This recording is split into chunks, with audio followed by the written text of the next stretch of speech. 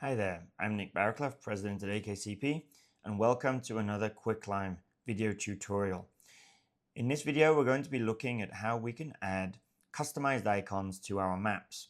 So, for example, if I drag across frequency, you can see I get this little icon here that shows frequency, and I also got an icon here that shows a video camera.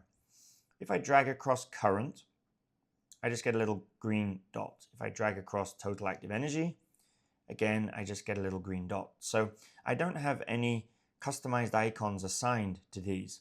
So that means that I have no idea, looking at the map, what sensor this is. I have to mouse over it to find out that this is kilowatt hours and this is amps. So I would like to implement some customized icons so that I can get a visual representation of what sensor this is from the map.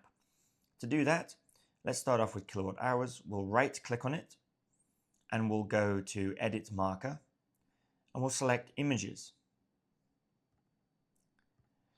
Now from here we have different statuses for our kilowatt hours. Normal, high warning, high critical, low warning, low critical, and sensor error. We need to select an image for each of these statuses. So we'll start off with normal. You can see these are the icons I've already uploaded. I'm going to add a new one. So we go to Add, and I'm going to choose kilowatt hours normal from my customize icons. We'll select that and go OK. Now for high warning, I want to upload my warning icon, which is orange. And for high critical, I want the critical icon, which is in red. I'll select the same but the correct color for each of these. Once I'm done with that, we'll go next. Now I can choose to make this the default for a certain type of sensor, or I can just continue and assign it to this icon only. So I'll just go to Finish, and we'll see now we have our customized icon here. At the moment I cannot drag that around because the map is locked.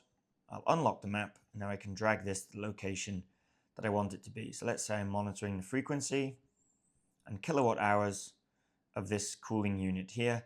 I could place them beside that. So that is how we create and upload a custom icon for the various sensors here in Quicklime.